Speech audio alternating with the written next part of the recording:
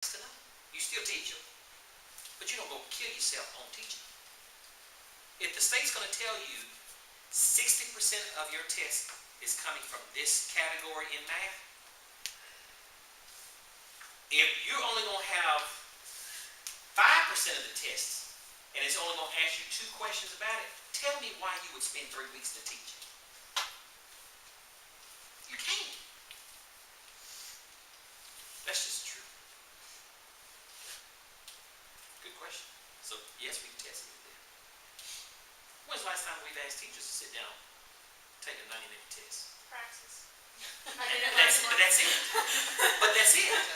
But that's it. Look how many times we're asking kids to do it in the course of a year. Okay. And understand the idea of, hopefully they know this stuff so they can,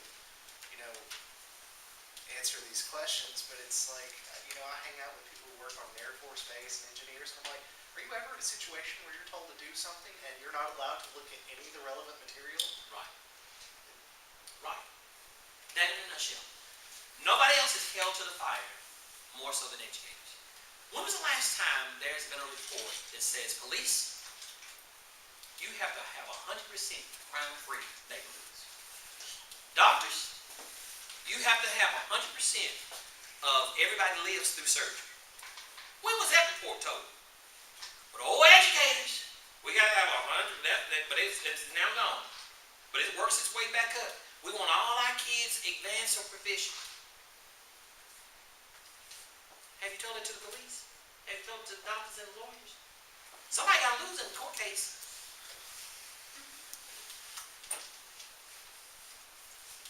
Think about it. But you're right. That's the hand we're dealt. I understand accountability. Don't get me wrong. I understand. Hold me accountable. But those people who love what they do, they're going to do their job. Now there are some booger bears, as I would call them. There's some booger bears in there that could teach my child. Okay. So get in there and do it. I mean, hit it hard and make the best of it every single day. So testing is there and it's not going anywhere. It's not. Kids come to school with issues, custody battles. Are you all ready to handle that? Custody issues with children. One week they stay with mom, the next week they stay with dad. Mom has a set of rules, dad has a set of rules, and then the school has a set of rules. And the kids have to come to school and try to make it. Once you tap into kids and get to know them, you can tell when they've been in moms and when they've been in dads. That's called relationship 101. It's real. Cell phones, middle school, high school, even elementary. I understand kids have to have phones. What I don't understand is the texting abilities and the picture abilities that they have, because it's bad. It's real. You're going to have to deal with it. Little girls in the bathroom taking pictures of themselves with undergarments on. Guys doing the same thing. Getting on Snapchat, Instagram. I'm going to call off some wrong names because I don't know all the names. Somebody help me out. Those were both right. Snapchat. What's Keek? I don't do that. Okay, Keek is one. Keek is one that's out there. Is it Vibe or Fiverr. what is it called? Fiverr. Vibe. Kids are. 6 seconds they show things that they're doing. Yeah, Vine. I don't know. It's all these different things. I really don't know. But here's the thing. Kids are doing it. I dealt with a situation many times. Everything from inappropriate to very, very inappropriate. What they gonna do when they get to the movies? Did your mom know that you planning to go to the movie, but you're not planning to stay at the movies when you get there? So guess what Mr. Holmon does? I call parents. And I make the kids read the text to the mom and dad. Tell your mom, don't miss a word. You was grown enough to write it. Be grown enough to say it. I've done that many times. You have to. Yeah. They have fallen in the floor saying, please don't make me read it. Yeah, hey, you was grown enough to write it, go and read it. Right. Mama, she missed a word. Go back. I got on speakerphone so they can read it out loud. Parents are enraged. need to know what your kids are doing. I had a parent, this is a true story. Little boy went to the bathroom, being grown, took a picture of himself. I called mom. She said, how you know it's my son? I said, ma'am, I don't. But I tell you what, if you come to school and he got on some moo-moo drawers, that's exactly what I said to her, then it's your son. Guess what she did? She came to school. And sure enough, guess what he had on? Moo-moo drawers. And it was him in the picture. That's the kind of stuff you deal with. It's one thing that they tell you in college. You're going to be teaching content. Oh, there's a whole lot more you're going to be exposed to. So when those kind of situations arise, do we as teachers deal with that, or are we supposed to bring it to an administrator, Immediately. or both? Immediately bring it to the administrator. Ordain how the school is set up in its infrastructure. Okay? I'll give you an example. There was a kid that told a teacher today that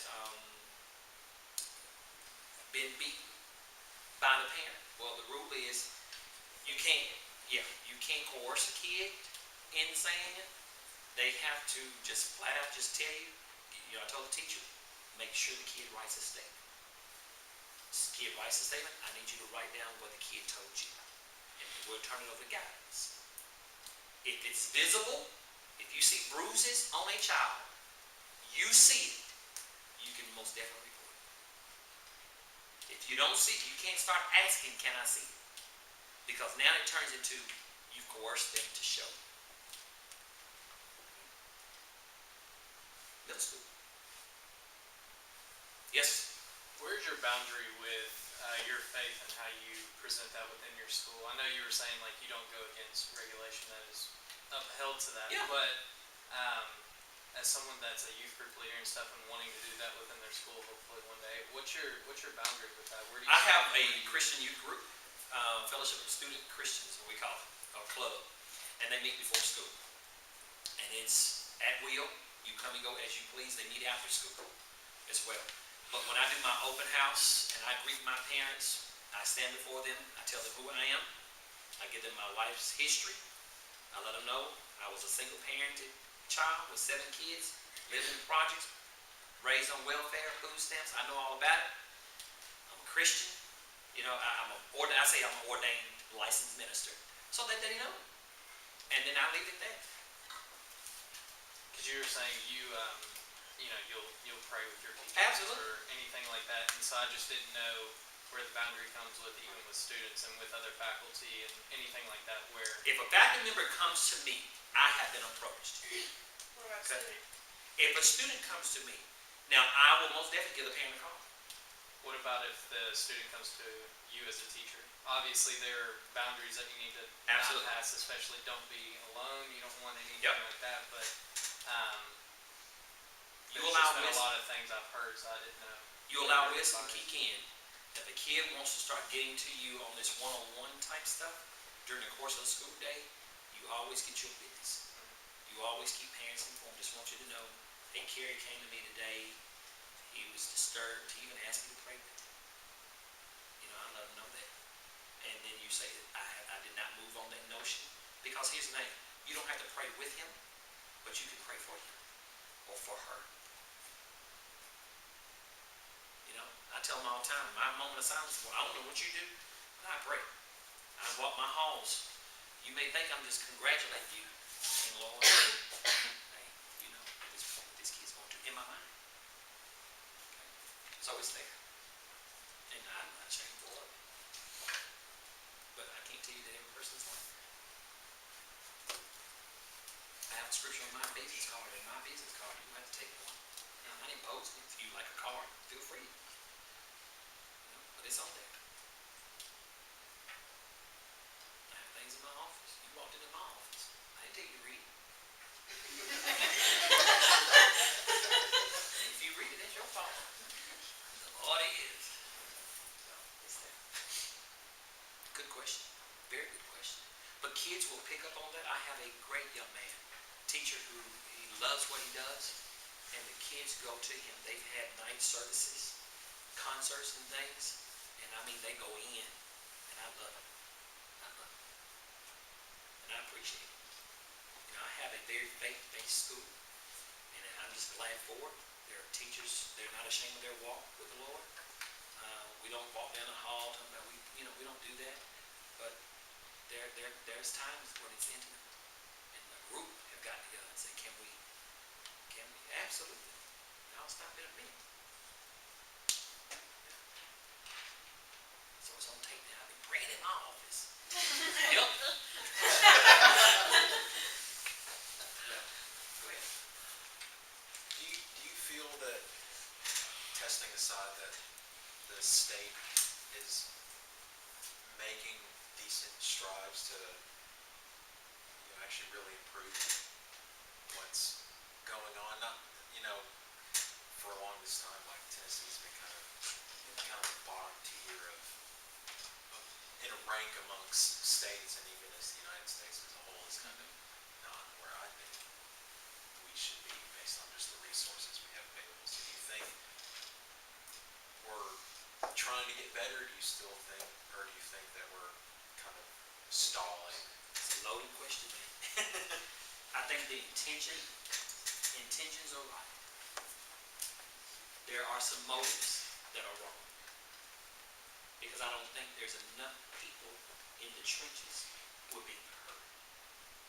But I think that goes back to, once again, back to my sermon here. We as educators have allowed that to happen.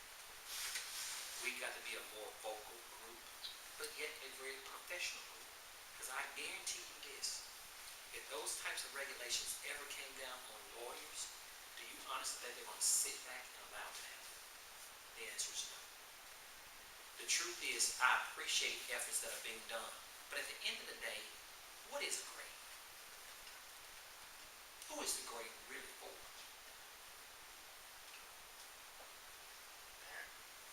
Absolutely. I'll take you if you can articulate, if your disposition is nice, if you can work with a group of people. I can work with it. I can teach you. Okay? I can teach you. I look for relatable people. So the intentions are there. The approaches that are taken, I think sometimes too much is rolled out at one time. And it becomes very overwhelming to teachers. Because now what teachers are doing, they're trying to stay above water to meet the needs of the expectation rather than meeting the needs of the kids. So we're meeting needs and expectations as opposed to meeting the needs of kids. I've never said it before. It's pretty good. Good job. It's on film. Bam! Yeah! Alright. Trademarks. That's right. Yes, ma'am. I guess this is like a personal-ish question, but you said you're gonna be really honest, so I wanna hear it. Okay. I've been told, for younger girl, like female teachers, it's harder to demand respect in a classroom. Do you see that? Do you see it harder for females than? No, ma'am. I've seen it both sides. Male, you can have some very soft guys. No disrespect. And you can have some very soft women. You can have some very hardcore women. Okay? You can have nice stature. It's all about expectations. I'm not saying you can't smile and cut up. They just need to know your boundaries and what's expected. I have one in my building right. I'll call her name, Lacey. She's a second-year teacher who was in residency 1. I grabbed her up. Came to residency 2 at my building. I hired her on. When I tell you she can command a room, and you're same as it. Same as it. Okay. So it could be. It's all in what you decide. The truth is, you have to decide what you're going to allow and what you're not going to allow. Okay. I deal with 1,050 kids every day, and I literally can just walk my building. Because here's what I expect. You're not here to come up in 382 Stones River Road and cut a road. Not under my watch. No. I'm just not going to have it. Okay? And they know that. So, no ma'am, there's no truth to that. I've seen it both ways. When you echo that, you all echo Definitely. that? Absolutely. That's All true. about attitude. It's all about attitude. All about it. You have a saying about attitude that I haven't heard this evening, about how far your attitude will take you. Listen, I say so much. We got it on film from a student, a residency one student, we did all that filming, Yes. and, she got that on film, she said, Cary Holman says, your attitude will take you farther than your education ever will. That's it. Listen, watch this. I have never been asked what colleges I graduated from. I've never been asked what my GPA was in any class, in any college. But my attitude about education and my drive has always put me where I am. It's not being braggadocious by any means, but every leadership position I've had, I've been approached. I haven't had to apply. Now, you go spiritual right there, and that's God. Okay? But that's what has happened in my life. Because I've set myself up that I'm determined. My ultimate goal is to be a director of schools. And it's going to happen. I want to start my own consulting firm. It's going to happen. Okay? I believe in it because I have that drive for it. My attitude, I didn't allow my upbringing from a single parented home, first kid of 7, first grandchild of 46 to ever go to school. I did that because I set my mind to it. It's hard to decide as a young man, I'm going to school away from family. I'm going to take 16 and 18 hours every semester and work a 40-hour-a-week job and never go out to a party. I couldn't tell you what one looks like because I was just that focused. And I did it. That's just my drive. Education is my game. When I walk in, I'm on. I get a kick out of it. But it's all about here. There's nothing that anybody can say about education that will cause me to turn and walk in another direction. And that's why I've been able to make it how I have. I fast track. I taught first grade for a half. I graduated in 95 of December. Listen to this. In December of 95, I had my job the week after Thanksgiving of that same, before my graduation. The university would not release me because they said they couldn't do it. But the principal had already hired me. First grade teacher, I was their 4th teacher before Christmas. So every day, after I got off from school, I'd run over and put things in my classroom so that my kids would then see it. It was deep inner city. I taught everything from the poorest of the poor to the wealthiest. And guess what? At the end of the day, they're all kids. And that's the way I look at it. So I was there I had them 1 week before Christmas. Then, of course, they go home for Christmas break. And I had them from January to May. And I moved home to Winchester. I know Winchester, Oklahoma. Yeah, that's where I'm from. So I got to Winchester, and I taught 6th grade for 2 years. 2 years. I was called by my superintendent and said, I want to know why you haven't applied for this position. What are you talking about? And that's when I became the at-risk coordinator for at-risk programs in middle school. So I left my classroom job, went to the central office after 2 years. I did that for 1 year, and I said, you know what? I love kids too much. I'm going back to teach. Superintendent called me. This principal's got an assistant principal position, North Junior High. I'm going to go back and date us. I remember years ago sitting in Lebanon at the training center in a training with you and Cleto Walker. Remember that? So I was then assistant principal at that middle school for 2 years. Lo and behold, got a call. Guess who it was? A different superintendent. This elementary school principalship is open. I need to know if you're going to apply. Got the job. 2 years there. I was on my way to work. This is a true story. And my wife and I, at the time, we lived in Winchester, and she was driving to West End every day to work. We left for work one morning. This is the truth. God knows it's the truth. And I was at the red light, and I heard the Lord say, move. I never forget it. And so we didn't know anybody. My uncle lived here, but that's it. Moved to Murfreesboro. We moved to Murfreesboro, and I was driving back and forth to Franklin County for 4 months. And I resigned from my position as principal of an elementary school and moved to Murfreesboro and went to work and taught at campus school. Taught 5th grade at a campus school. Went back into the classroom as a 5th grade teacher. I'll never forget, in my interview they said, "You used to be a principal, why do you want to teach again?" I said, "Why not? That's my first love." I said, this is my confidence kicking in. I said, I'm a faith-based man. That the Lord has done once, he'll do it again. So I'm not impressed with titles. Okay? Ended up staying at campus school for 2.5 years. In the middle of my 3rd year, superintendent called. And that's when I went to Siegel Middle for 3 months to finish out the school year. At the end of that May, superintendent called, said, "Central Middle, I need to move you to Central Middle as principal."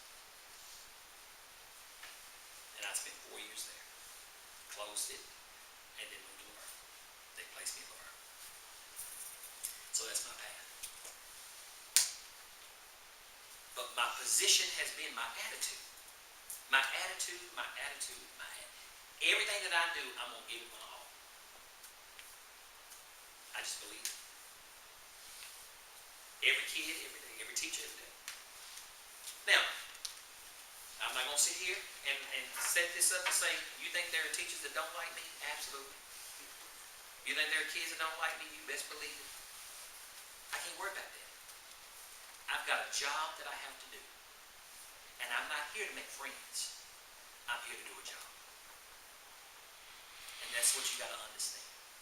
Please, ma'am, please, sir, whatever you do, don't wear people's feelings. Because you're going to be criticized if you do good or if you do bad. Don't wear it. Everybody has a right to their opinion. Here's one of my a quote. Don't let someone's opinion of you become your reality.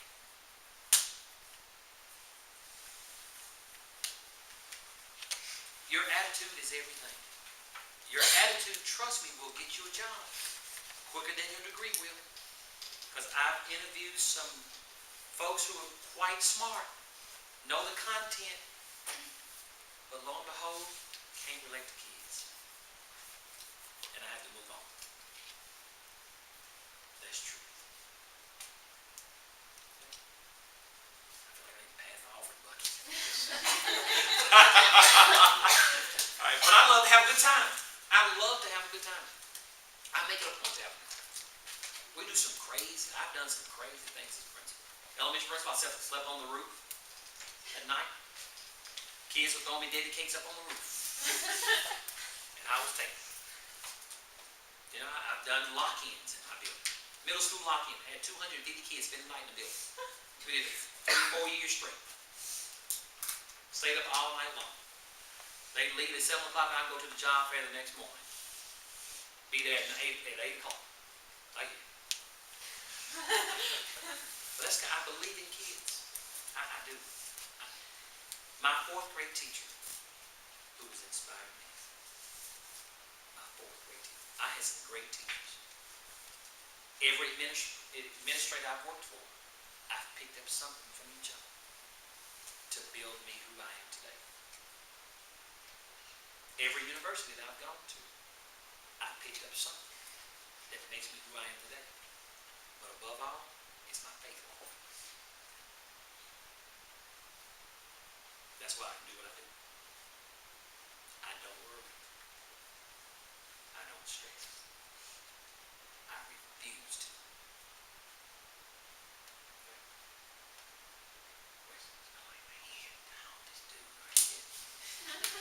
It's the truth, yes, sir. So you have a lot of openings every year?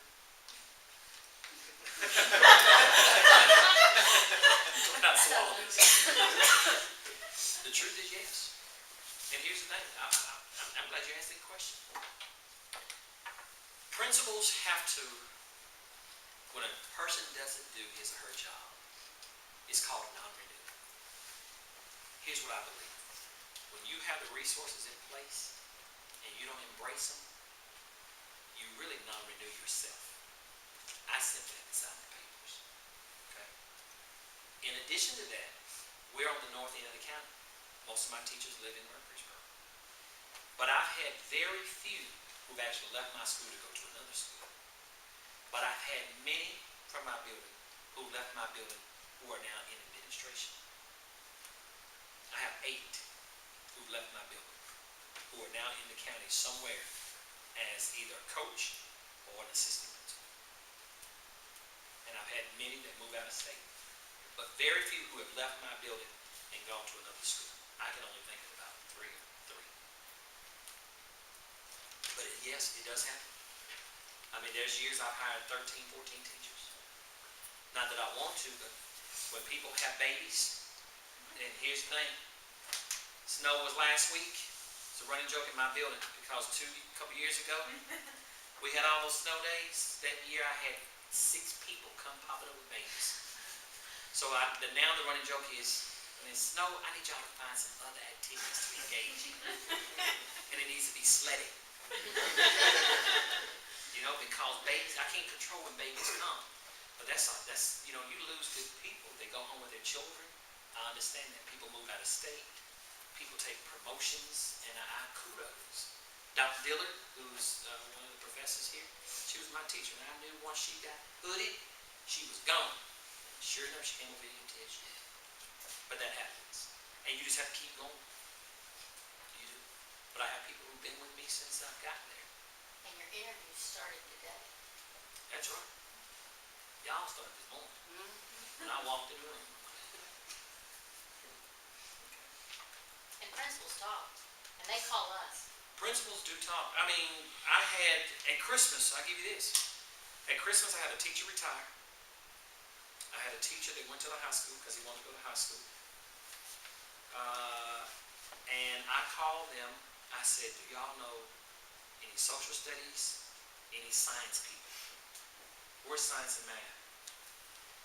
If you stroke it right, if you position yourself right, you're going to have a job. Rutherford County has sign-on bonuses from math and science people because they can't find them. But you're going to have to be real good together. Okay? But if you're math and science, I'm telling you, listen to me. I can get you a job. Positions, get to know principals. Principals talk. They talk. That's just the truth. Hey, have you had any good applicants? You know, who was the next person you were going to hire if you had not hired the person you hired? You know? And that type of thing happens. You listen. Here's the truth. I'm glad you said it. Where am I happy? You all are going to go against each other to get a job.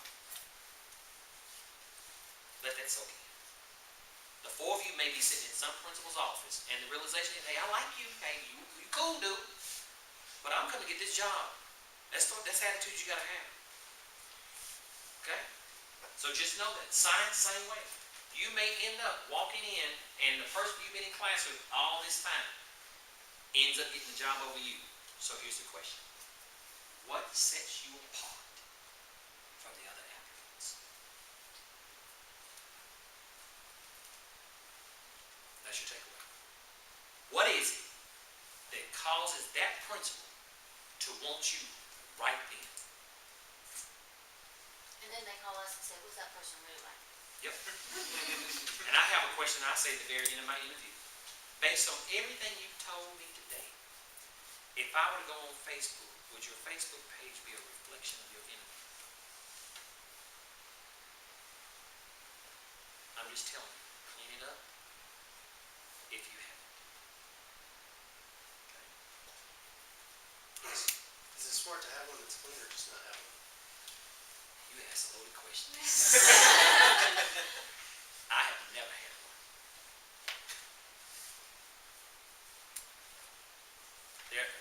It's good. I think it's great that people choose to have them.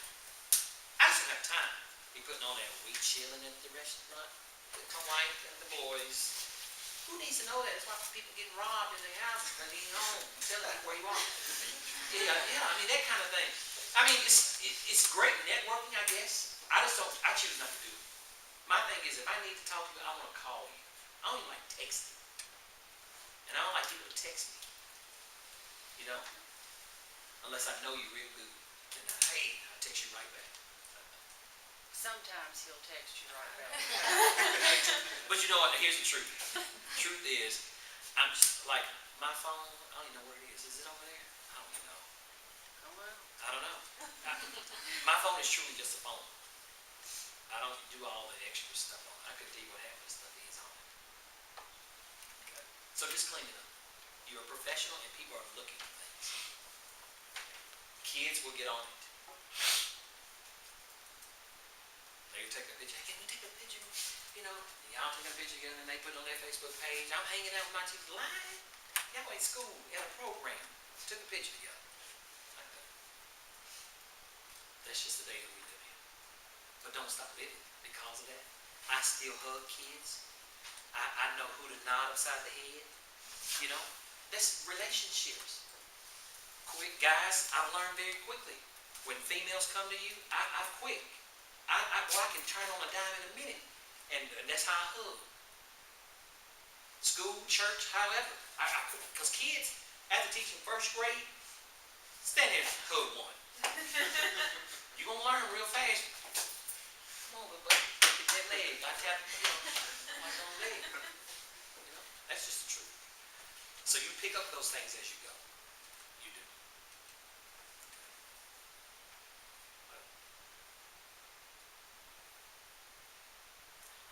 Thank you so much. Absolutely. Absolutely. Would you please? My instructional coach would kill me if I don't get Oh, these that's cards right. back. So many nuggets of wisdom. I hope you all wrote. Because there's such great things in it. So you may have noticed on the calendar that you have a